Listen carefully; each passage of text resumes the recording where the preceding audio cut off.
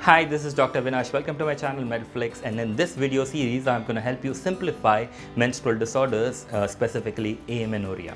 So let's dive right into today's video where I simplify for you what it means to have a normal menstruation and some nomenclature from this particular topic. Okay, this video will be divided into two parts. The first part is what is normal menstruation, and the second part is going to be nomenclature which we use to describe the various menstrual disorders. Let's dive right into the very first part, which is what it means to have normal menstrual cycle. Now, when I say a normal menstrual cycle, it means that the menses which have started at the correct time, the menarche, which is around 10 to 16 years of age. The average age of menarche is around 12 and a half years. The average frequency with which a normal female would have her menses is around 28 days plus or minus 7 days, which means a female who has her menses every 21 to 35 days is going to be considered as a normal frequency. And the third important thing that we have to know when we talk about normal menses is the amount of blood lost during each menstrual cycle, which by standard textbooks is around 50 to 80 ml of blood. It's never more than 100 ml. So this is what it means to have a normal menstrual cycle. As a clinician, the main problem that we face is how do we ask the amount of blood that a female loses in each menstrual cycle? Because that's very difficult for a female to measure in ml the amount of blood that she is losing. So we have to use an indirect method, and this is a strategy that you can use in your clinical practice to help you understand the amount of blood loss your patient has. First, ask her which kind of sanitary pad or a tampon she is using.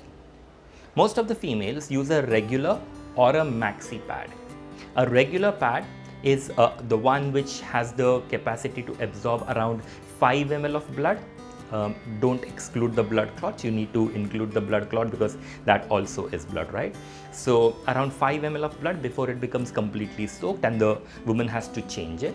Same goes for tampon. A regular tampon will absorb around 5 ml of blood, and then it becomes too soggy, it has to be changed. A maxi pad or a maxi tampon, on the other hand, has the capacity to almost absorb double the amount of blood, which means a maxi pad would absorb around 10 ml of blood. So instead of asking how many ml of blood is the person losing every menstrual cycle, you can indirectly ask her how many pads does she change in every menstrual cycle. And once you have the number, you can easily multiply that number by 5 if she is using regular pad, or by 10 if she is using maxi pad, and you can get your answer, right? So say a female tells you that she is using around 10 regular pads during each menstrual cycle.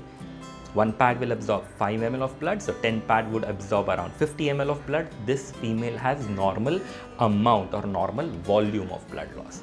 Nowadays, we also have a thing called as a menstruation cup, which is supposed to be inserted intravaginally, and that collects the blood, and it has markings on it, so we can easily find out how many ml of blood the female has lost in each menstrual cycle. She is supposed to jot it down and you can easily calculate. So this is something that we as doctors can do clinically to find out the amount of blood loss.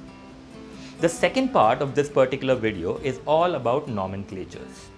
Now when I say nomenclatures, they are extremely important because without understanding the nomenclature, we will not be able to discuss cases between doctors, right? So when I say normal menses, we presume the female bleeds for around 3 to 5 days every menses.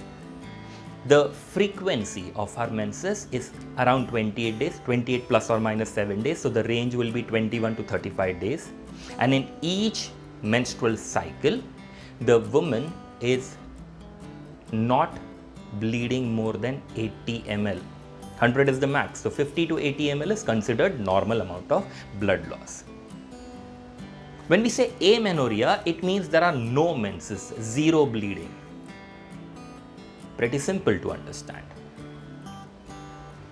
The third frequently used word when we describe menses is a word oligomenorrhea. Now, oligomenorrhea refers to the frequency, right? So, let me give you an example to make you understand this better. Imagine a female patient that you have who has her menses every 30 days. So, how many menstrual cycle will she have in a period of 1 year?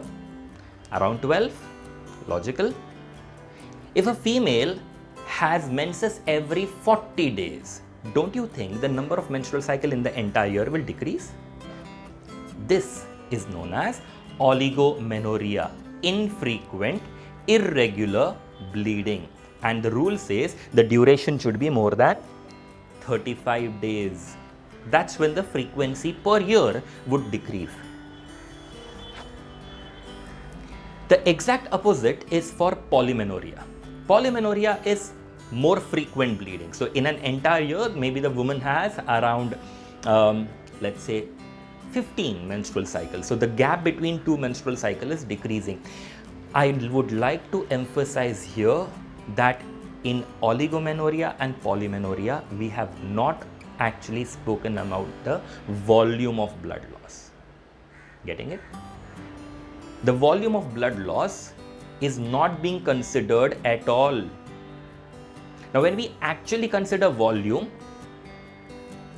we use terms such as hypomenorrhea, which refers to a female who has regular frequency in her menses, but the bleeding is very scanty. So this is where we are not really emphasizing on the frequency, we are emphasizing on the amount of blood loss. And same goes for menorrhagia. Menorrhagia is a condition during which a female is bleeding excess. The frequency of the menses is normal.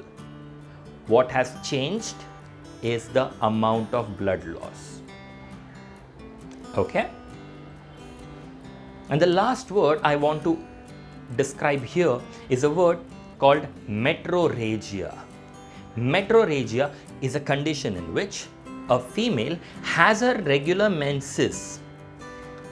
They are set, but over and above that, there are intermittent bleedings that happen during the course of her regular menstrual cycle. So there are additional bleeding that happen.